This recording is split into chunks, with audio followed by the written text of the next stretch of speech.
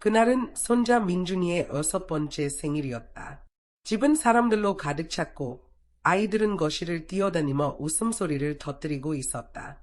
선물을 뜯는 비닐 포장이 바스락거리는 소리, 버터크림 케이크의 달콤한 향기, 팝 음악, 그리고 아이들이 뛰는 발소리가 한데 섞여 있었다. 시끄럽고 어수선하고 그야말로 파티다운 분위기였다. 내 딸 수진과 그녀의 남편 동료는 민준 옆에 무릎을 꿇고 있었다. 민준은 파티의 중심에 서서 슈퍼마켓에서 산 저렴한 기사 복장을 머리부터 발끝까지 입고 있었다. 그는 플라스틱 껌을 휘두르며 마치 대단한 전투에서 승리하고 돌아온 영웅처럼 보였다. 내 남편 재호는 소파에 깊이 몸을 묻고 앉아 작은 장난감을 흔들며 히잉 카응 같은 가장된 소리를 내며 민준을 웃기려고 했다. 나는 부엌에 있었다.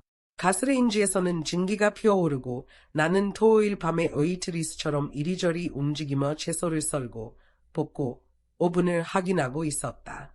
부엌 문은 닫힌 채로 파티의 소음을 차단하고 있었다. 두꺼운 나무 문 너머로는 말소리는 들리지 않았지만 웃음소리만은 계속 들려왔다. 엄마, 수진이 거실에서 불렀다. 민준이 좋아하는 바닐라 푸딩 잊지 마세요. 그리고 있잖아요. 내실빌에서 가져온 콩도 좀 넣어서 고기랑 콩 요리 만들어줄 수 있어요.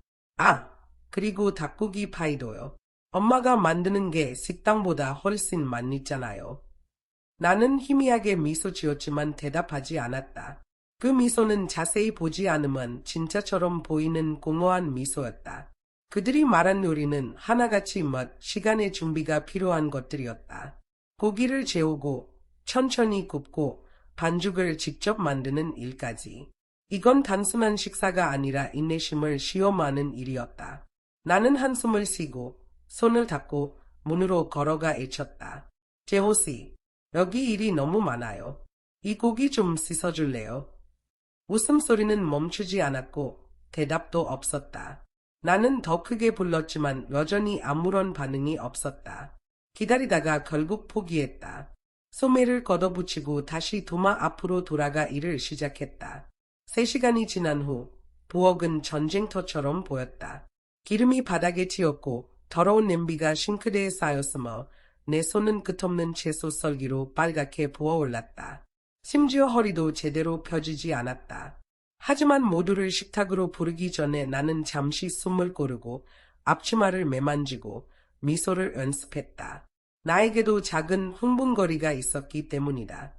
그날 아침 나는 슈퍼마켓에서 즉석 복권을 하나 샀다. 그냥 기분이었다. 민준이 생일이니까 혹시 모르잖아 라고 생각하면서 수치를 그리던 중 카운터에 기대어 복권을 긁었다. 그리고 그대로 얼어붙었다. 1천만 원. 1천만 원이었다. 나는 3번이나 확인하고 복권 웹사이트도 2번 확인했다. 뭔가 잘못된 거라고 생각했지만 아니었다. 진짜였다. 동네 주유소에서 2,000원짜리 복권을 샀고 내 인생이 갑자기 열리는 듯한 느낌이었다. 어쩌면 우주가 보내는 신호일지도 몰랐다. 이렇게 살지 않아도 돼. 나는 저녁 식사 때 이걸 얘기하려고 했다. 다 같이 즐겁게 놀라며 축하할 수 있도록. 큰 돈은 아니지만 모두가 조금씩 나눌 수 있는 금액이었다. 민준이에게는 생일 선물로, 그리고 어쩌면 나 자신에게도 작은 선물로. 하지만 민준이 부엌으로 뛰어들어오며 얼굴을 찌푸렸다. 케이크 안 가져왔잖아요. 그가 화를 냈다. 이제 엄마 음식 안 먹을 거야. 내가 반응하기도 전에 그는 카운터 위에 있던 소다 한 컵을 집어들고 던졌다. 나를 맞추려던 건지 아닌지는 모르겠다. 하지만 그 컵은 내 가슴을 적셨고 끈적한 액체가 셔츠를 흠뻑 적셨다. 나는 숨을 들이마시며 뒤로 물러섰고 그 과정에서 찬장에 부딪혔다. 컵은 타일 바닥에 떨어져 산산조각이 났다. 내가 한마디도 하지 못한 채로 거실에서 재호가 소리쳤다. 아, 애가 그러는 거 가지고 애 그래. 그냥 넘어가. 나는 그 자리에 서서 물에 젖은 채로 손바닥이 얼얼할 정도로 충격을 받았다. 아무도 부엌으로 오지 않았다. 아무도 나를 쳐다보지 않았다. 그들은 여전히 케이크를 먹고 휴대폰을 들여다보고 있었다. 마치 내가 존재하지 않는 것처럼. 그리고 그 순간이었다. 내 안에서 조용히 타오르던 무언가가 꺼져버렸다. 마치 누군가 전등의 전원을 뽑아버린 것처럼. 더 이상 빛도 따뜻함도 가식도 남아있지 않았다. 나는 가슴 속의 쓰라림을 억지로 삼키고 표정을 다시 가다듬었다. 마지막 요리를 들고 나가면서 복권 소식을 지금 말해야 할지 고민했다. 하지만 식탁으로 다가가는 순간 내 발걸음이 멈췄다. 제호 옆에 앉아있는 여자가 보였다. 그녀는 완벽하게 꾸민 모습으로 입가에 예의 바른 미소를 띠고 있었다. 그녀의 눈은 마치 이 집에 익숙한 사람처럼 식탁을 자연스럽게 훑고 있었다. 마치 이곳이 그녀의 자리인 것처럼. 그녀는 고개를 돌려 나를 보며 부드럽게 미소를 지었다.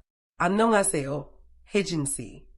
잠시 동안 그녀의 얼굴이 누구인지 기억해내지 못했다. 하지만 곧 떠올랐다. 다연이었다. 제호와 내가 아직 학생이었을 때 제호가 그렇게 좋아하던 여자였다. 그는 그녀에게 연애 편지를 썼고 공책에 그녀의 얼굴을 그렸으며 아마 졸업 앨범에도 그녀를 새기고 싶었을 것이다. 결국 그녀는 이사를 갔고 결혼했으며 우리는 각자의 길을 갔었다. 얼마 전 페이스북에서 그녀의 남편 부부를 본 기억이 났다. 그런데 이제 그녀가 내 식탁에 앉아 있었다. 제호와 가까운 자리, 마치 내 자리를 이미 빼앗아 간 사람처럼. 그녀의 등장은 너무 빨랐다. 마치 내가 자리를 비우기만을 기다리며 문 앞에서 시간을 세고 있었던 것처럼 느껴질 정도로. 나는 입을 열어 그녀에게 인사를 건네려 했지만 제호가 날카로운 눈빛과 짜증 섞인 목소리로 말을 잘랐다. 뭐가 그렇게 오래 걸려?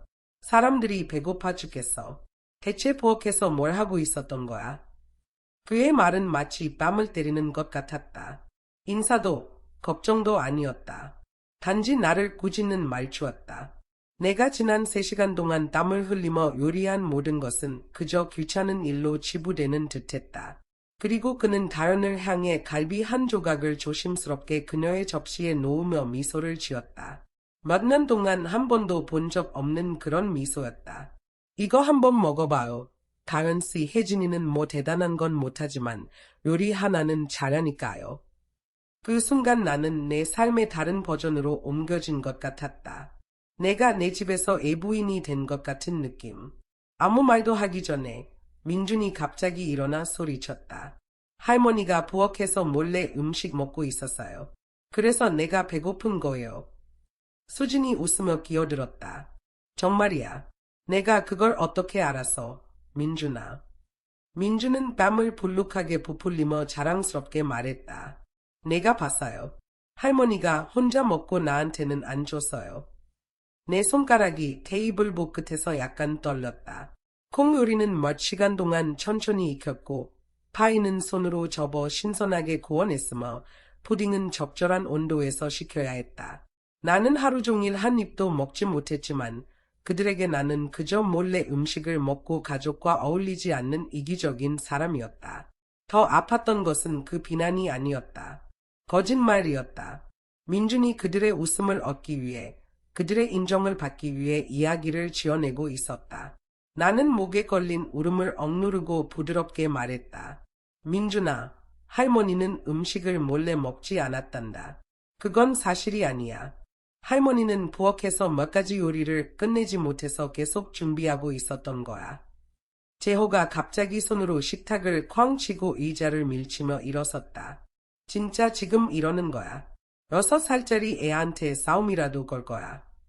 그는 마치 내가 저녁을 망치고 평화를 깨뜨리는 사람처럼 나를 노려보았다. 나는 가족이 가득 찬 식탁을 둘러보았다. 하지만 누구도 나를 위해 말하지 않았다. 내 목소리는 목구멍에 걸려 아무 말도 나오지 않았다. 설명하려는 찰나 수진이 다가와 민준의 등을 가볍게 토닥이며 말했다. 엄마, 6살이에요. 아직 뭘 잘 몰라요. 그녀는 마치 내가 아이에게 화를 내는 이상한 사람이라도 되는 것처럼 나를 바라보았다. 민준은 그 분위기를 바로 알아차렸다. 그의 입술이 떨리더니 곧 눈물이 터져 나왔다. 그는 곧장 다연의 품으로 달려갔다. 다연은 망설임 없이 그를 안아 올리며 마치 자기 손자라도 되는 것처럼 그의 등을 쓰다듬으며 속삭였다. 아이고, 민준아. 울지마, 울지마. 다현 할머니가 여기 있잖아. 그녀는 너무나 자연스럽고 부드럽게 말했다. 마치 이 자리가 원래부터 그녀의 자리였던 것처럼. 나는 그 자리에 얼어붙은 채 서 있었다. 손톱이 손바닥을 파고들었고 어깨는 굳어져 움직일 수 없었다. 입을 열어 무언가를 말하려 했지만 내 목소리는 속삭임처럼 작았다. 나조차도 내 말을 들을 수 없었다. 목이 막힌 듯했고 내 안에 무언가가 부서지는 느낌이었다. 나는 식탁을 바라보았다. 익숙한 얼굴들, 모두 내 가족이었다. 하지만 그들이 나를 바라보는 눈빛은 낯설고 차가웠다. 그들의 표정 속에서 동정심의 흔적이라도 찾으려 했지만 돌아오는 것은 주름진 이마와 일면하는 눈길뿐이었다. 마치 내가 그만 소란을 멈추길 기다리는 것처럼. 그때 민준이 울먹이며 나를 가리키며 소리쳤다. 나 이제 할머니 싫어요. 다현 할머니가 더 좋아요. 다현 할머니가 더 착해요. 나는 충격에 얼어붙은 채 그녀를 바라보았다. 그리고 그 순간 다현의 입가에서 희미한 미소가 스쳐 지나가는 것을 보았다. 아주 미묘하고 거의 보이지 않을 정도였지만 나는 분명히 보았다. 그것은 친절함이 아니었다. 그것은 승리였다. 조용하고 계산된 승리. 다현은 민준을 더 가까이 안으며 부드럽게 말했다. 그래, 민준아. 이제 다른 할머니랑 있자. 괜찮아. 수진이 옆에서 밝은 목소리로 거들었다. 그래, 민준아. 이제 더 이상 할머니 속상하게 하지 말자. 알겠지? 그 순간 나는 내 집에서 밀려난 기분이었다. 모든 것이 낯설게 느껴졌다. 심지어 벽에 걸린 가족 사진조차 나를 조롱하는 것 같았다. 수년 동안 내가 닦고 기운 옷을 고치고 생일 케이크를 구원했던 모든 것이 이제는 가슴 속에 받친 가시처럼 느껴졌다. 다현씨, 식기 전에 드세요. 제호의 목소리가 나를 현실로 끌어당겼다. 그는 이미 민준을 품에 안고 있었다. 그는 다현을 위해 의자를 빼주며 부드럽게 말했다. 민준아, 진정해. 다현 할머니가 식사를 편안히 하실 수 있게 해드리자. 나는 한쪽에 서서 그리고 그를 바라보았다. 그러다 갑자기 과거의 기억이 떠올랐다. 비비안이 아직 아기였을 때의 일이었다. 그녀는 까다로운 아기였다. 식사 시간마다 울어댔고 그 소리는 끊임없었으며 온 집안에 울려 퍼졌다. 그때마다 재호는 이렇게 말했다. 애 좀 데리고 나가줄래? 난 조용히 밥 좀 먹고 싶어. 그래서 나는 그렇게 했다. 비비안을 안고 흔들어주고 걸어다니고 먹이고 그러다 내가 돌아오면 재호는 이미 식사를 끝낸 상태였다. 식탁에는 남은 음식 몇 조각이 전부였다. 그 해 동안 나는 따뜻한 음식을 한 번도 제대로 먹지 못했던 것 같다. 그런데 지금 재호는 아이를 안을 줄 알았다. 지금은 여자를 위해 의자를 빼줄 줄 알았다. 지금은 부드러울 줄 알았다. 그는 그런 모든 것을 할 줄 알았지만 나를 위해서는 아니었다. 나는 식탁 끝에 조용히 앉아 그들을 바라보았다. 아무 말도 하지 않았지만 내 표정이 모든 것을 말해주고 있었던 것 같다. 재호는 인상을 찌푸리며 젓가락을 식탁에 쾅 내려놓았다. 뭐야, 이번엔 또 뭔데? 민준이 생일 망치려고. 너 그 표정 정말 우울하다. 비비안이 기어들었다. 엄마, 그러지 마세요. 오늘 민준이 생일이에요. 다 같이 행복해야 하는 날에 얘 다들 힘들게 하세요. 마크도 차분하지만 차가운 목소리로 한마디를 더했다. 우린 손자를 보러 온 거지. 엄마가 드라마 찍는 거 보러 온 게 아니에요. 나쁜 할머니, 민준이 중얼거렸다. 목소리는 작았지만 충분히 들릴 정도였다. 그 순간 나는 비로소 깨달았다. 이건 가족 모임이 아니야. 이건 하나의 연극이고 나는 이미 대본에서 지워진 배역이었다. 나는 조용히 숨을 들이마셨다. 그리고 그 숨 속에서 나를 너무 오랫동안 붙잡고 있었던 무언가를 놓아버렸다. 재호씨, 나는 낮고 흔들림 없는 목소리로 말했다. 우리 이혼해요. 내가 그 말을 내뱉자마자 식탁은 고요해졌다. 모든 시선이 나에게 쏠렸다. 마치 내가 저녁 식사 한가운데에서 신성한 무언가를 폭파시킨 것처럼.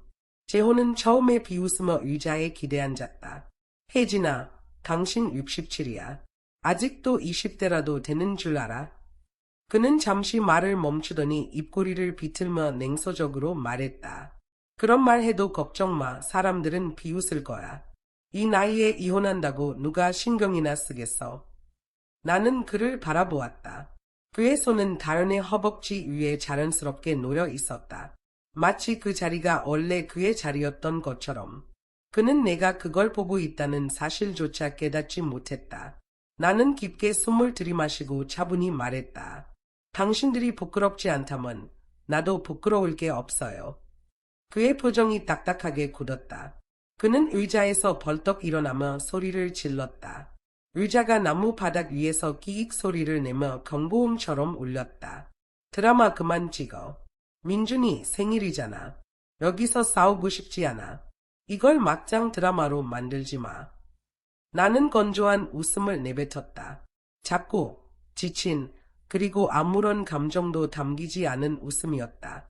부엌에서 나왔을 때부터 나는 이미 알고 있었다. 이 장면은 더 이상 내 것이 아니었다. 나는 소란을 일으키는 사람이 아니었다. 나는 단지 이제야 깨어난 사람이었다. 아침 7시에 일어나 8가지 요리를 준비하고 냄비 4개를 설거지했는데도 나는 너무 오래 걸렸다는 말을 들었다. 민주는 내가 몰래 음식을 먹었다고 거짓말을 했고 식탁에 있던 누구도 나를 변호하지 않았다. 이곳은 결코 내 집이 아니었다. 정말로 40년의 결혼 생활은 나를 무시당하고 모욕당하고 대체될 수 있는 사람으로 만들어버렸다. 그것도 대야 한 마디 없이. 비비안의 목소리가 다시 날카롭게 들려왔다. 엄마, 정말 오늘 일해야겠어요. 다른 이모도 계시잖아요. 그냥 넘어가면 안 돼요. 마크가 늘 그렇듯 차가운 톤으로 덧붙였다. 우린 축하하러 왔지. 엄마가 무너지는 걸 보러 온 게 아니에요. 민주는 여전히 훌쩍이며 중얼거렸다. 거짓말 안 했어요. 정말 안 했어요. 다연이 몸을 앞으로 기울이며 말을 꺼낼 준비를 했다. 민준이는 아무 잘못 없어요.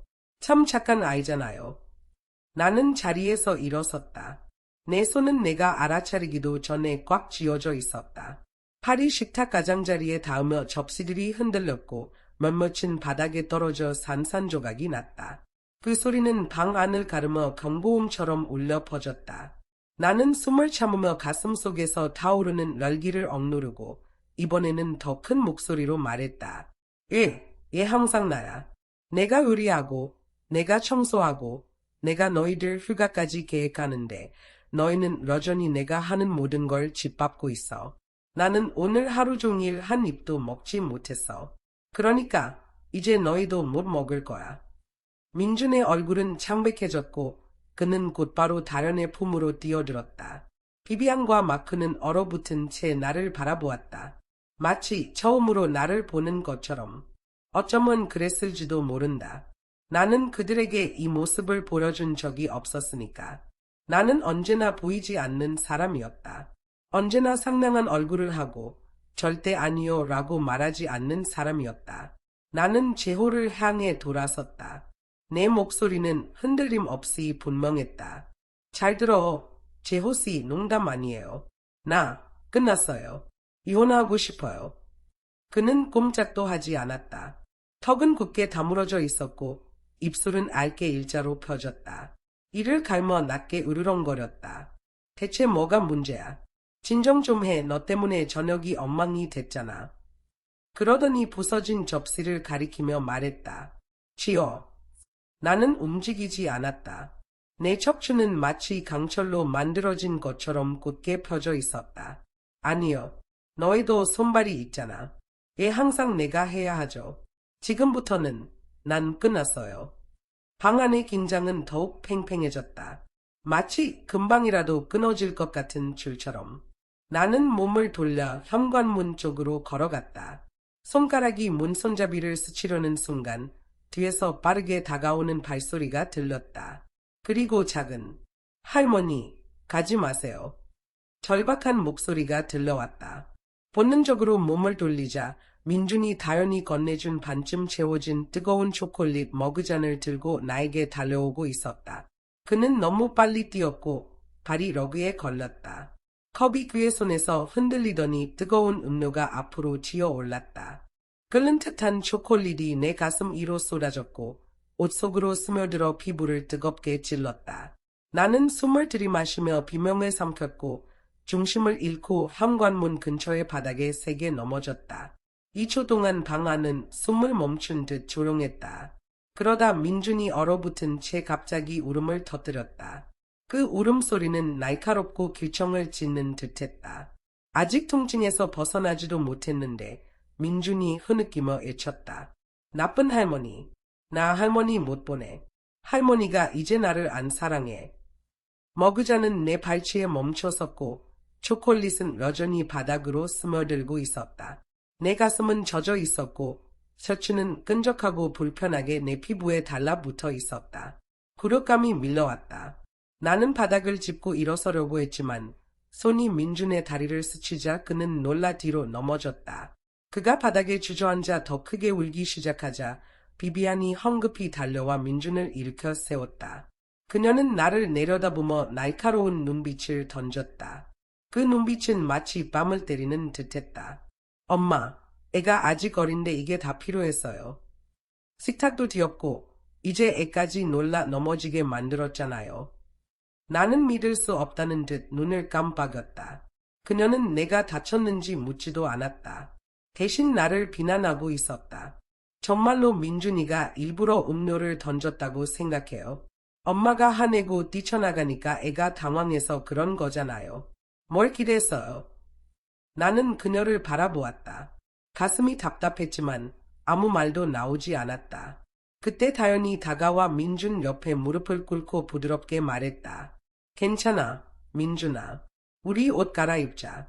그리고 오후엔 내가 좋아하는 슈퍼히어로레고 사러 가자. 어때? 그녀는 민준을 소파로 데려가며 얼굴과 손을 티스로 닦아주었다. 그녀의 미소는 너무나 자연스러웠다.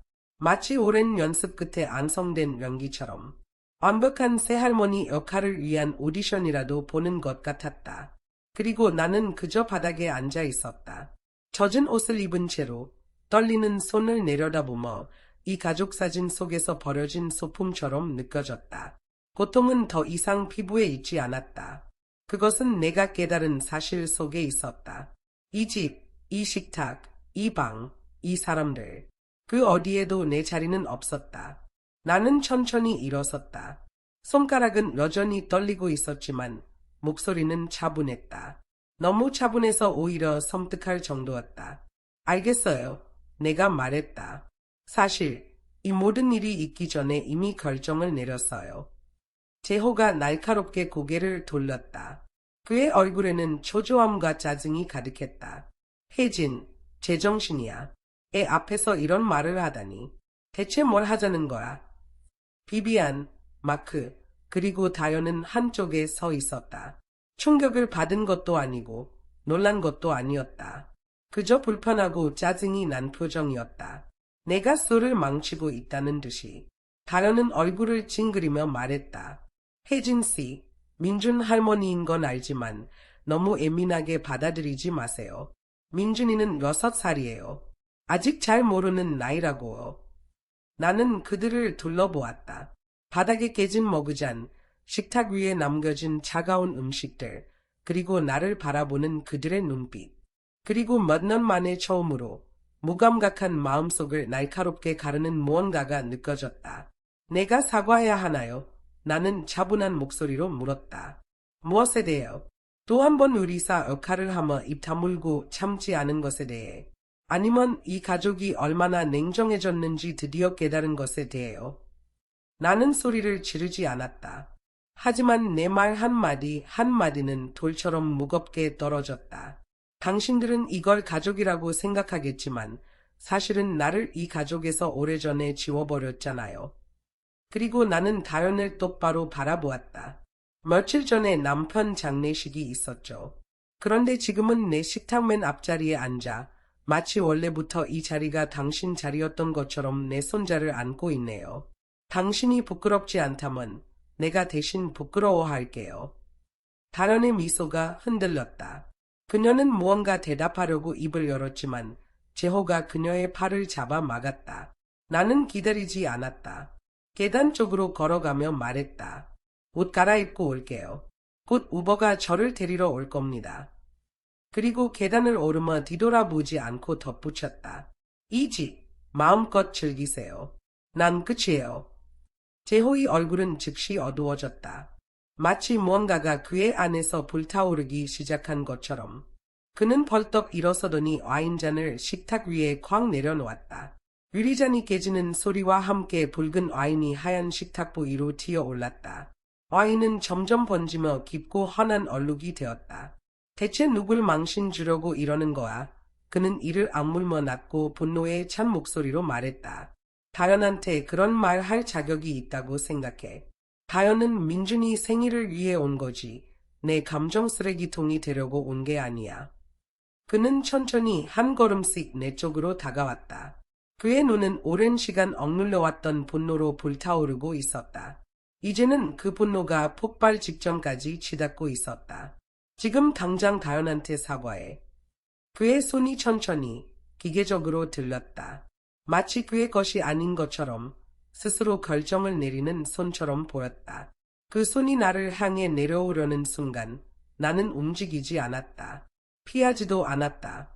내 턱은 들려 있었고 눈은 그의 눈을 똑바로 응시하고 있었다. 방 안의 공기가 사라진 듯했다. 침묵은 무겁고 절대적이었다. 마치 모두가 숨을 멈춘 것처럼. 모든 것이 진공 속으로 빨려 들어간 듯한 침묵 속에서 나는 그의 들린 손을 바라보았다. 때려요. 나는 흔들림 없는 목소리로 말했다. 한 번에 모든 세월의 대가를 치르듯이 한 번에 다 갚아보라고요. 그의 표정이 흔들렸다. 그의 주먹은 잠시 공중에 머물렀다가 힘없이 옆으로 내려갔다. 그는 나를 때리지 않았다. 하지만 그는 졌다. 나에게 진 것이 아니라 자신이 생각했던 절대 목소리를 높이지 않을 여자, 모든 것을 묵묵히 받아들이던 여자에게 졌다. 나는 깊게 숨을 들이마시고 천천히 내쉬며 부드럽게 말했다. 사과하라고. 안 해요. 내가 대체 당신들에게 뭘 빚졌죠? 이 저녁 식사는요. 내가 새벽부터 부엌에서 모든 음식을 손수 만들었어요. 그런데 당신들은 그저 앉아서 내가 서빙하고 치우고 아이들을 돌보는 걸 당연하게 여겼죠. 그리고 이제는 내 집에 마치 주인처럼 들어온 여자에게 내가 고개를 숙이길 바라나요? 나는 방 안을 천천히 둘러보았다. 비비안, 마크, 다현, 그리고 눈물이 얼룩진 얼굴의 민준까지. 이건 내가 화를 내는 게 아니에요. 나는 말했다. 이건 내가 드디어 모든 것을 똑바로 보는 거예요. 이 집은 오래전부터 내 것이 아니었어요. 나는 현관으로 걸어가 벤치에 놓인 코트와 지갑을 집어들었다. 재호가 짖듯이 외쳤다. 내가 저 문 밖으로 나가면 오늘 밤 어디서 잘 건지나 보자. 내가 어디로 갈 수 있을 것 같아. 착각하지 마. 나처럼 참아줄 사람은 아무도 없을 거야. 나는 뒤돌아보지 않았다.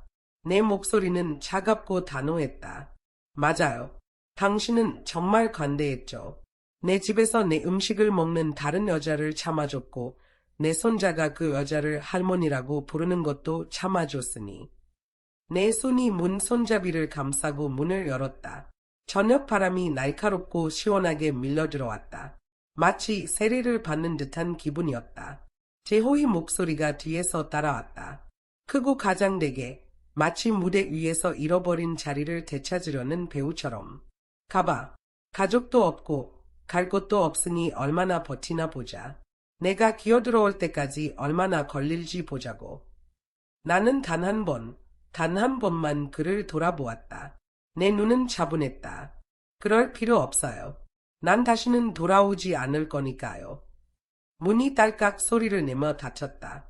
그 소리는 소음과 차가운 시선들, 그리고 수십 년간의 희생을 조용히 끊어내는 마지막 단절의 소리였다. 나는 앞으로 걸어 나갔다. 거리로, 밤으로. 바람이 내 얼굴을 스치며 불어왔지만 내 삶에서 이렇게 맑은 순간은 처음이었다. 밖에서 나는 인도에 서서 우버 앱을 열었다. 차는 금방 도착했다. 나는 뒷좌석에 올라타 창문에 머리를 기댔다. 그리고 몇 년 동안 참아왔던 긴 한숨을 내뱉었다. 더 이상 버스 정류장에서 추위에 떨며 기다릴 필요도 없고 한승권을 꼭 쥐고 줄을 설 필요도 없었다. 이제는 내가 탈 차를, 내가 갈 길을 선택했다. 처음으로 스스로 결정을 내리는 것이 얼마나 홀가분한 일인지 느꼈다. 병원에 도착했을 때 내 가슴은 빨갛게 부풀어 있었고 셔츠는 피부에 달라붙어 있었다. 숨을 쉴 때마다 뼈를 긁는 듯한 고통이 느껴졌다.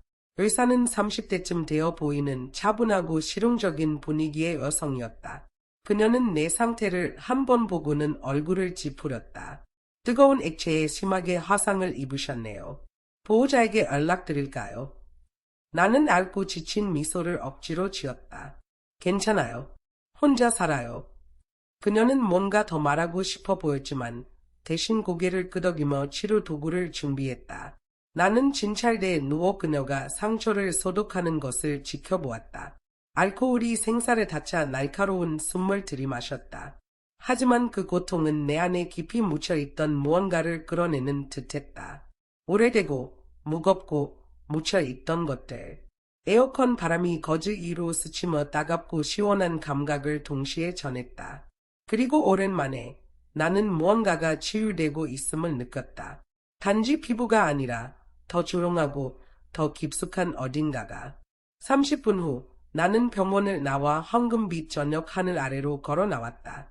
하늘은 점점 어두워지고 공기는 더 차가워졌다. 나는 고개를 들어 작은 호텔을 검색했다. 도시 반대편의 오래된 여관이었다. 하룻밤에 $138. 제어람은 비웃었을 것이다. 돈 개념이 없나? 하루 숙박비가 일주일치 장보기 비용보다 더 비싸잖아. 하지만 지금 나는 깨끗하고 부드러운 침대에 누워 있었다. 방금 샤워를 마치고 새 잠옷을 입은 채 푹신한 베개 더미 속에 묻혀 있었다. 그리고 처음으로 이 감정이 내 것이었다. 그것은 나 자신에게 속한다는 느낌이었다. 나는 핸드폰을 열고 검색창에 타이핑했다. 60대의 이혼, 그 후는. 첫 번째 검색 결과는 이런 제목의 레딧 게시글이었다. 우리 엄마는 62세에 이혼했어요. 그때부터 그녀의 진짜 삶이 시작됐죠. 댓글이 쏟아졌다. 하세요, 아줌마. 늦지 않았어요. 평화를 찾으세요. 저는 39살이고 새로 시작했어요. 가봅시다. 시간표는 필요 없어요. 지금 행복해지세요. 나는 그 댓글들을 읽고 또 읽었다. 그리고 어느 순간 나도 모르게 눈물이 차올랐다. 이것이 인터넷이었다. 이상한 마법처럼 낯선 사람들이 내가 수십 년 동안 섬겼던 가족보다 더 가족처럼 느껴졌다. 그리고 갑자기 마음이 한결 가벼워졌다. 누가 67세의 삶을 시작할 수 없다고 했는가? 80세가 되어도 RV를 빌려 시애틀로 가서 눈을 볼 수 있다. 하와이에서 스쿠버 다이빙을 배울 수도 있다. 숨을 쉬는 한 나는 주방에서 기름과 원망 속에 갇혀 있을 필요가 없었다. 나는 침대 헤드보드에 기대어 댓글을 읽고 또 읽었다. 그리고 어느 순간 나도 모르게 잠이 들었다. 여전히 생각하며 그 격려의 말들이 어운처럼 남아 있었다. 눈을 떴을 때 방은 어둠에 잠겨 있었고 시계는 정확히 8시를 가리키고 있었다. 휴대폰 화면이 깜빡이며 밝아졌다. 비비안에게서 온 부재중 전화가 얼통도 넘게 있었다. 하지만 나는 하나도 열어보지 않았다. 그녀가 다연을 새로운 엄마로 삼고 싶다면 그렇게 하라고 내버려 두기로 했다. 나는 화면을 넘겨 이 채를 열었다. 상단 고정 채팅 목록에 로버트의 이름이 깜빡이고 있었다. 그는 음성 메시지를 여러 개 남겼다. 첫 번째 메시지를 눌렀다. 그의 목소리는 날카롭고 분노로 가득 차 있었다. 너 미쳤어. 다른 앞에서 나를 이렇게 망신시켜. 내가 어떤 꼴로 보였을 것 같아. 두 번째 메시지. 내일까지 돌아와서 식당 치워. 내가 손가락 하나라도 까딱할 거라고 생각하지 마. 나는 답하지 않았다. 대신 천천히 몇 글자를 타이핑했다. 다음 달 군청법원에서 보자. 그곳에서 이혼이 최종적으로 마무리될 예정이었다. 이미 서류를 접수한 상태였고 냉각 기간이 28일 남아 있었다. 전화가 다시 울렸다. 이번에는 다른 발신자였다. 잠시 망설이다가 전화를 받았다. 샬럿. 수화기 너머로 그의 목소리가 폭탄처럼 터져 나왔다. 넌 이제라도 특별한 사람이라도 된 줄 알아. 67살이나 먹고 이혼 놀이를 하겠다고. 철 좀 들어. 좋아, 가봐. 내가 얼마나 버틸 수 있나 보자고. 콜린스 이름 없이 거기서 살아남을 수 있을 것 같아. 그가 소리치는 동안 나는 혼자 미소를 지었다. 쓴웃음이었다. 그는 자신이 나에게 자유를 줬다고 믿고 있었다. 그가 열어둔 문이 은혜의 행위가 아니라 기어나가는 개구멍이었다는 사실은 전혀 모른 채 나는 전화를 끊고 휴대폰을 베개 옆에 엎어놓았다. 그리고 천장을 바라보았다. 그 순간 그 모든 혼란과 고통 속에서도 내 마음은 마침내 정말로 고요해졌다. 그날 밤 나는 단 한 통의 전화도 받지 않았다. 방 안은 어두웠고 침대 옆 램프에 부드러운 빛만이 켜져 있었다. 나는 베개에 기대어 낡은 작은 노트를 꺼냈다. 그 안에는 오래된 사진들이 가득했다. 사진 모서리는 세월의 노랗게 발해 있었고 나의 젊은 시절을 얼어붙은 시간 속에 담아두고 있었다. 20살에 나 손수 만든 먼 드레스를 입고 로버트 옆에 서서 웃고 있었다. 세상이 온통 약속으로 가득 차 있는 것처럼 보였던 미소. 하지만 이제는 분명히 보였다. 그 미소는 단지 가면이었다. 애정을 얻기 위해, 살아남기 위해, 누군가를 기쁘게 하기 위해 쓴 가면. 결코 내가 진정으로 원하는 것이 무엇인지 묻지 않았던 삶. 나는 한때 내가 꿈을 꾸기엔 너무 나이가 많다고 생각했다. 하지만 진실은 결혼 생활이 천천히 나를 침묵 속으로 재구성했다는 것이었다. 이제 더는 아니다. 나는 더 이상 작아지지 않을 것이다. 나는 더 이상 움츠리지 않을 것이다. 휴대폰을 내려다보았다. 뉴스 헤드라인이 하나 떴다. 67세 이상의 여성들, 새롭게 시작하는 삶의 의미를 다시 쓰다. 나는 저장 버튼을 눌렀다. 그리고 그 조용한 순간 스스로에게 맹세했다. 나는 아직 살아있다. 그리고 지금부터는 나를 위해 살 것이다. 휴대폰을 내려놓고 불을 끄려던 찰나 알림이 화면을 가로질렀다. 로버트가 페이스북 상태를 업데이트했다는 알림이었다. 사진 속에는 다연이 그의 아이셔츠를 입고 내 집 식당을 청소하고 있었다. 그녀는 약간 몸을 숙이고 미소를 짓고 있었다. 마치 그곳이 그녀의 집인 것처럼, 집안의 여주인처럼 보였다. 그의 캡션은 이렇게 적혀 있었다. 몇 년이 지나도 변치 않는 감정. 다시는 그녀를 볼 줄 몰랐는데 고등학교 때 설렘이 40년 후 뿌리를 내렸다. 이번에는 그녀가 내게 알릴 필요도 없었다. 나는 차갑고 공허한 웃음을 터뜨렸다. 그리고 곧 또 다른 알림이 떴다. 이번에는 비비안의 인스타그램이었다. 같은 사진이었다. 그녀의 캡션은 이랬다. 새로운 보너스 엄마가 생겼어요. 가족 분위기. 나는 소리 내어 웃었다. 가족 분위기라니. 그게 내가 원하는 엄마라면 마음껏 가져. 댓글창은 이미 불이 붙어 있었다. 뭐야, 그의 아내는 어떻게 된 거야? 세상에, 저 여자 프랭클린 고등학교의 다연 하퍼 아니야. 로버트는 항상 잘 풀리네. 전설이다. 나는 휴대폰을 잠그고 옆에 내려놓았다. 서랍 안에는 아직 긁지 않은 복권이 있었다. 나는 그것을 꺼내 오리건 복권 연락처로 전화했다. 스피커에서 쾌활한 목소리가 흘러나왔다. 축하합니다. 당첨 번호 확인 완료. 67일 안에 당첨금을 청구하세요. 나는 길고 깊은 숨을 내쉬었다. 원래는 이 돈을 나눌 계획이었다. 민준의 대학 등록금, 비비안의 집 계약금, 아니면 은퇴 후를 위한 실용적인 무언가. 하지만 이제는 아니다. 그들은 나에게 아무런 친절도 베풀지 않았다. 내가 그들에게 간대할 이유도 없었다. 다음 날 나는 시내에서 조금 떨어진 작은 아파트를 발견했다. 조용한 주택가에 자리 잡은 곳으로 은퇴한 부부가 여분의 공간을 임대하고 있었다. 월세는 195만 원. 작은 발코니와 오픈형 주방이 있는 아담한 공간이었다. 나는 바로 계약서에 서명했고 그날 밤 이사를 마쳤다. 집은 크지 않았지만 소파에 앉아 보랏빛과 주황빛으로 물드는 저녁 하늘을 바라보며 깨달았다. 이곳에서는 아무도 나를 훈계하지 않을 것이다.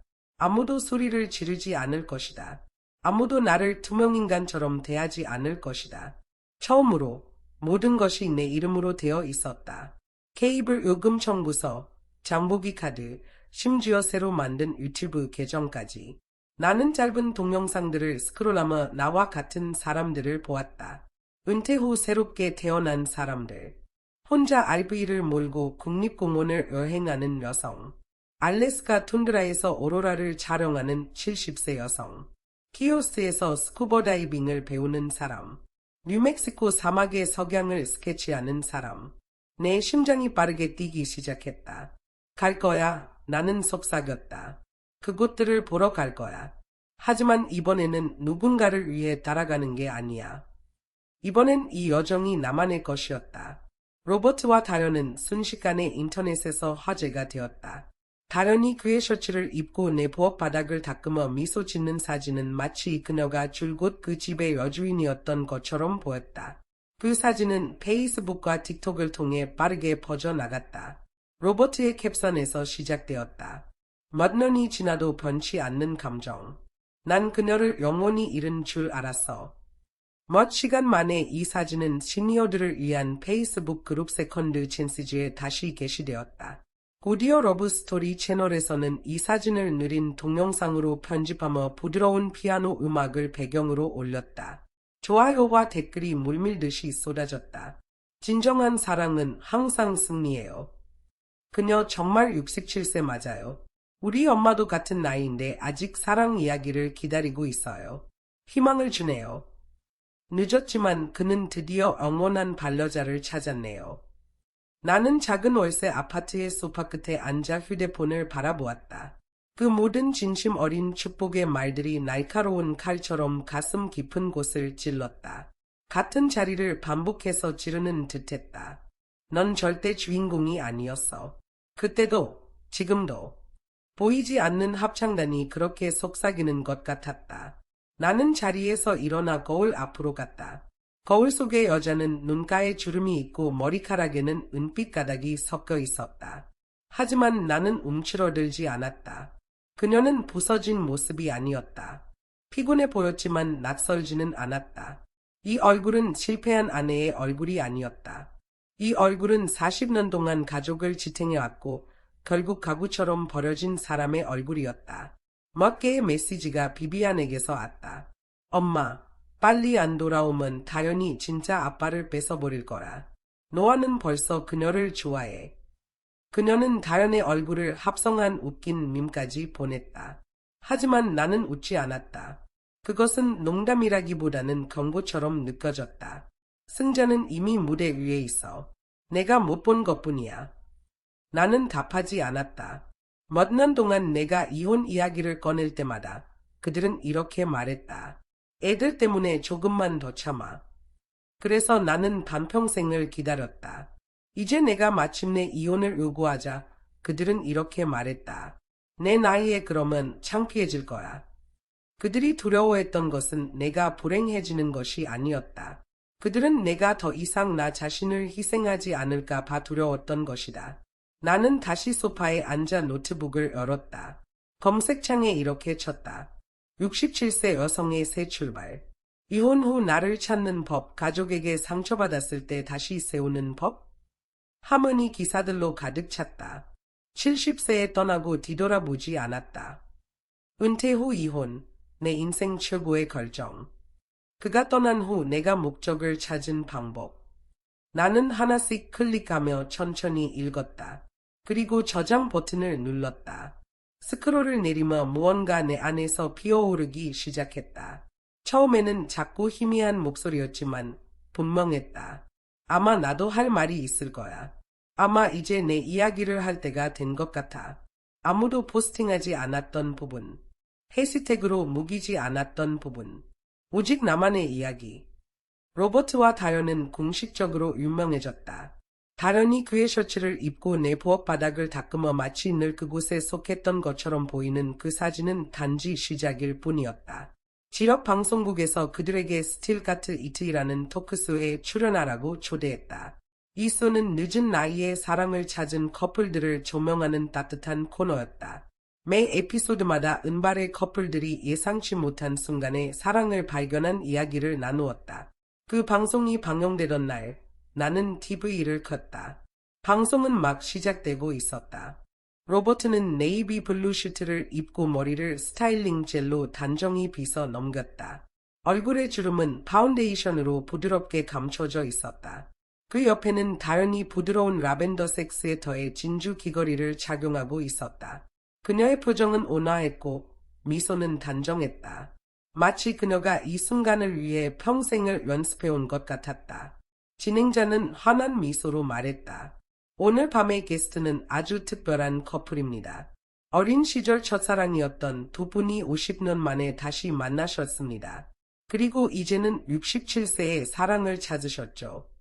로버트는 카메라를 바라보며 미소 지었다. 삶의 고난을 견디고 마침내 평화를 찾은 남자의 피곤한 낭만적 미소였다. 다영과 저는 중학교 동창이었어요.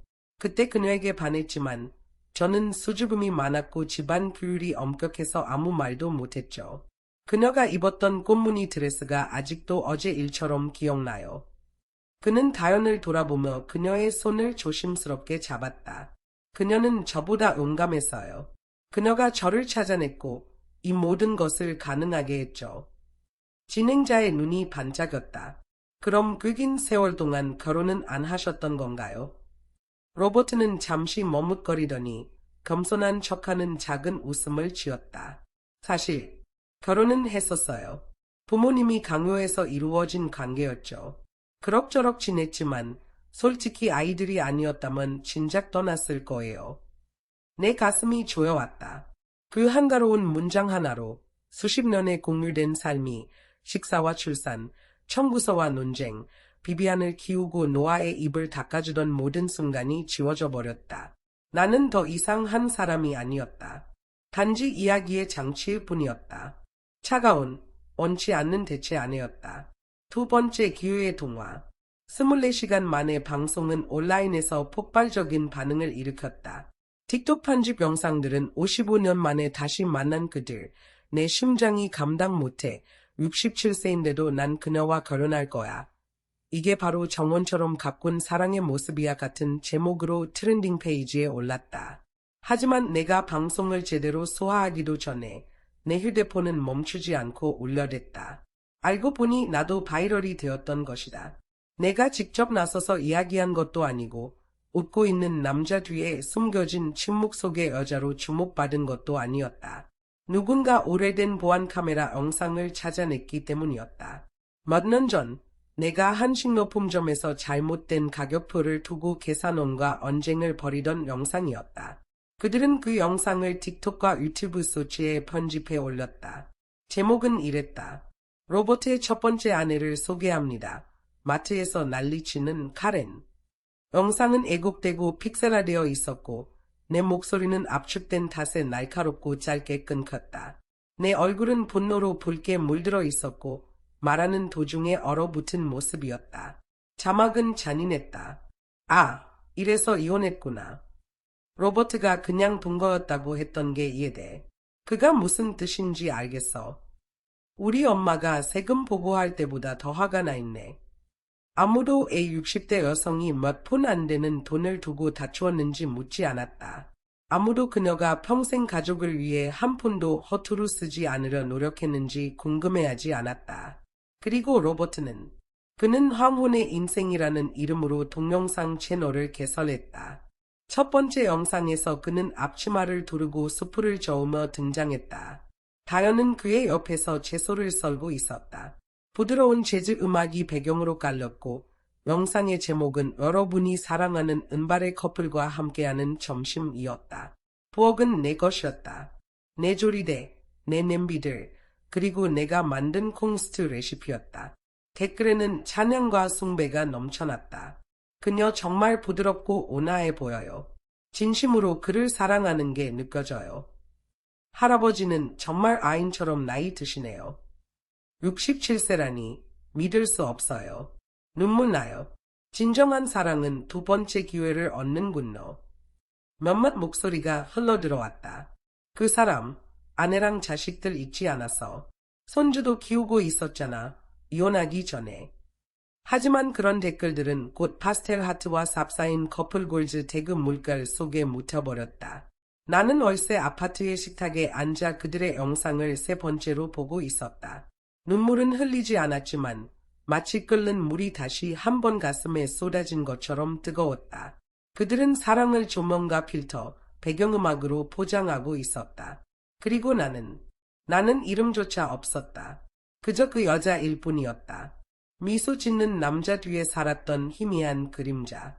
나는 휴대폰을 여러 병원에서 찍은 사진을 꺼냈다. 화상 자국, 발 뒤꿈치 중앙에 화끈거리는 붉은 물집, 여전히 팽팽하고 아픈 피부. 나는 원래 이런 걸 폭로할 생각이 없었다. 하지만 이제는 알았다. 내가 내 이야기를 하지 않으면 그들은 나를 빼고 계속해서 이야기를 써내려갈 것이다. 나는 링라이트도 없었고 테마 음악도 없었지만 진실은 있었다. 노트북을 열고 화상 사진을 새로운 폴더에 끌어다 놓았다. 폴더 이름은 자로였다. 이번에는 누군가가 대신 말해주기를 기다리지 않을 것이다. 이번에는 내가 직접 말할 것이다. 내가 내 이야기를 할 힘조차 찾지 못했을 때 내가 한때 가장 사랑했던 사람이 마지막 일격을 가했다. 최악의 순간이 지나갔다고 생각했을 때 나는 비비안의 영상을 보았다. 그녀는 거실에 앉아 있었다. 노아가 그녀의 무릎 위에 웅크리고 있었다. 배경은 익숙했다. 소파, 사진이 걸린 법, 내가 수년간 하나씩 걸었던 동일한 액자들. 그녀는 잠시 말을 망설이다가 곧 그녀가 늘 잘해왔던 다듬어진 PR 톤으로 바뀌었다. 우리 엄마는 항상 강한 성격을 가지셨어요. 그날 노아가 단지 핫초코를 드리려고 했는데 엄마가 너무 심하게 반응하셨어요. 결국 노아가 밀려나면서 멍이 들었죠. 노아는 마치 연습이라도 한 듯 고개를 끄덕이며 진지한 표정을 지었다. 난 할머니가 싫어. 소리 지르고 접시 던져. 다연이 말했다. 할머니는 절대 그러지 않아. 댓글이 빠르게 쏟아졌다. 감정적 학대자 느낌. 같이 살기 진짜 힘들었겠다. 로버트가 떠난 게 이해돼. 가족 분위기를 완전히 망쳤네. 나는 작은 월세 아파트의 소파에 앉아 휴대폰을 손에 쥔 채 모든 댓글을 조용히 읽었다. 화가 나지는 않았다. 나는 텅 빈 듯했다. 그들 중 누구도 그 자리에 있지 않았다. 그 누구도 컵이 쏟아진 순간을 보지 못했다. 누가 화상을 입었는지도 보지 못했다. 하지만 멋줄로 편집된 문장들로 그들은 나를 할머니에서 가해자로 바꿔버렸다. 나는 휴대폰을 꼭 쥔 채 짧은 영상 제작 튜토리얼, 콘텐츠 전략 팁, 플랫폼 해킹 방법들을 스크롤했다. 그리고 마침내 영상 업로드 버튼을 눌렀다. 부엌의 노란 불빛 아래에서 나는 클립을 녹화했다. 목소리는 떨렸지만 나는 분명히 말하려 애썼다. 안녕하세요. 저는 로버트의 전 아내이자 노아의 친할머니입니다. 제가 말하고 싶은 건 여러분이 보는 모든 것이 진실은 아니라는 겁니다. 나는 영상을 게시했다. 조회수는 거에 오르지 않았다. 실망한 채로 페이지를 닫으려던 순간 한 통의 개인 메시지가 도착했다. 사용자 이름이 골뱅이 트루스메터즈 58인 사람이었다. 부인, 영상 잘 봤습니다. 하지만 아무도 이걸 찾지 못할 거예요. 제목, 이름, 사건, 해시태그를 제대로 써야 해요. 믿어보세요. 그녀는 수정된 제목 제한 스크린샷을 첨부했다. 나는 그녀의 말을 따랐다. 게시물을 다시 올리고 표지를 바꾸고 새로운 버전을 업로드했다. 제목은 이렇게 바뀌었다. 로버트 콜린스, 당신이 영웅놀이를 하고 있군요. 이혼 서류부터 제출하시죠. 나는 병원에서 찍은 화상 사진도 추가했다. 치료 중인 화상의 클로즈업 사진과 조용히 담담한 내 목소리가 영상 속에 담겼다. 그래, 핫초코가 쏟아졌을 때 내가 감인 반응을 했어. 하지만 당신이라면 어땠을까? 30년 동안 침묵하고 헌신하고 자신을 줄이며 살아온 사람이 자신의 집에서 쫓겨난 뒤 한 번쯤 무너지지 않을 수 있을까? 2분 만에 영상은 1만 조회수를 넘겼다. 10분 후 지역 트렌딩 목록에서 2위에 올랐다. 댓글이 변하기 시작했다. 잠깐, 아직 이혼도 안 했다고? 이게 무슨 진정한 사랑이야? 다시 사랑하는 건 좋아. 하지만 그 전에 있었던 여자를 지우지는 말아야지. 위로 기록까지 올렸네. 증거로 말하고 있는 거야. 물론 비판하는 사람들도 있었다. 저 여자가 아이를 밀쳤다고 인정했잖아. 우리가 그녀를 불쌍하게 여겨야 한다고. 나는 논쟁하지 않았다. 대신 두 번째 영상을 올렸다. 이번에도 사진과 목소리뿐이었다. 필터도 음악도 없었다. 위를 보고서 치유 중인 상처 사진, 그리고 어두운 스탠드 아래 앉아있는 나. 눈은 흔들림 없이 단단했다. 그래, 내가 아이를 밀쳤어. 그리고 그날로 돌아갈 수 있다면 더 잘 통제했을 거야. 당신은 내가 통제적이라고 생각하지. 맞아. 나는 30년 동안 빨래 더미를 통제했고 한밤중 아이들의 열을 낮췄고 $10로 6명의 저녁을 준비했어. 당신은 내가 공격적이라고 생각하지. 내가 시장에서 농산물 가격을 두고 다툰 걸 보고 그렇게 생각했겠지. 그 돈은 그 주에 남은 식료품 예산이었어. 그리고 궁금해할까 봐 말하는데 그 돈은 당신 아빠가 번 게 아니야. 내가 모았고, 내가 아꼈고, 내가 늘렸어. 마지막으로 시장의 주소와 상인의 가판대 번호까지 게시했다. 바이럴을 원했지. 그럼 가져가. 30분 후 내 전화가 울렸다. 로버트였다. 내가 이혼을 선언한 이후 두 번째로 걸려온 전화였다. 화면에 그의 이름이 깜빡이는 걸 보며 나는 이미 어떤 내용인지 알고 있었다. 그는 내가 돌아오길 묻기 위해 전화한 게 아니었다. 그는 불길이 자신에게 닿았기 때문에 전화를 건 것이었다. 전화를 받자마자 로버트의 목소리가 폭발하듯 들려왔다. 살럿, 그 영상 당장 내려. 나는 휴대폰을 귀에서 살짝 대며 차갑고 침착하게 대답했다. 내리지 않을 거야. 내가 말한 건 모두 사실이고. 참고로 기억해둬. 냉각 기간은 4일 후면 끝나. 판결이 내려지면 우리도 끝이야. 그리고 주저없이 전화를 끊었다. 댓글란은 여전히 전쟁터였다. 사람들은 로버트와 다연을 가짜라고 비난했고 비비안을 향해 자신의 어머니를 팔아넘겼다고 공격했다. 노아조차 트렌딩 태그에 끌려들어갔다. 하지만 이제 그런 건 내게 중요하지 않았다. 나는 내 인생 복권을 쥐고 있었다. 단 4일 후면 나는 단순히 상금을 타는 게 아니라 내 인생의 마지막 장을 넘기게 될 것이다. 솔직히 말하면 지난 2주 동안 혼자 살았던 시간은 수십 년 만에 가장 가볍고 조용하며 평화로운 날들이었다. 누구도 저녁을 달라고 소리치지 않았고 누구도 내 생각을 방해하지 않았으며 누구도 내가 농산물 가격을 흥정한다고 해서 나를 덜 가치 있게 여기지 않았다. 휴대폰을 내려놓으려던 찰나 또 다른 낯선 번호가 화면에 떴다. 다연이었다. 그녀의 목소리는 여전히 달콤하고 부드럽게 코팅된 어조였다. 살럿, 나도 잘못한 게 있을 거라는 거 알아. 변명하려는 건 아니야. 하지만 제발 그 영상을 내려줄 수 있을지 생각해 줄래? 정말 힘들어. 나는 미소 지었다. 그녀는 언제나 자신의 연약함을 무기로 삼는 법을 알고 있었다. 중학교 1학년 때를 떠올렸다. 그녀가 지우개를 잃어버렸을 때 누구의 이름도 말하지 않고 울기 시작했다. 그리고 나를 바라보며 속삭였다. 살럿, 그냥 돌려줘. 나는 아무것도 가져가지 않았지만 그녀의 눈물 한 방울이 반 친구들 모두를 내 적으로 돌렸다. 그때 알았어야 했다. 다연은 증거가 필요 없었다. 그녀에게는 관계만 있으면 충분했다. 이번엔 그녀를 달래지 않았다. 나는 가볍게 그러나 단호하게 말했다.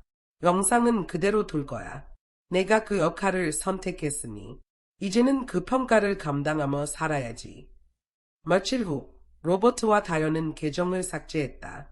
비비안의 이른바 브랜드는 무너졌다. 협업 제안들은 취소되었고 댓글란은 그녀를 향한 비난으로 가득 찼다. 그녀는 완전히 침묵했다. 그리고 마침내 이혼 판결 서류에 서명하는 날이 왔다. 카운티 법원. 로버트와 나는 법원 로비에서 만나기로 약속했다. 내가 도착했을 때 그는 이미 와 있었다. 다련이 그의 팔에 매달려 있었다. 그는 나를 보며 비웃으며 말했다. 내가 정말 나 없이 인생이 더 나아질 거라고 생각해. 내가 장담하는데 기어들어오고 싶어도 절대 안 받아줄 거야. 나는 손을 들어 그를 막으며 말했다. 진정해. 난 재활용하지 않아. 직원이 우리의 이름을 불렀다.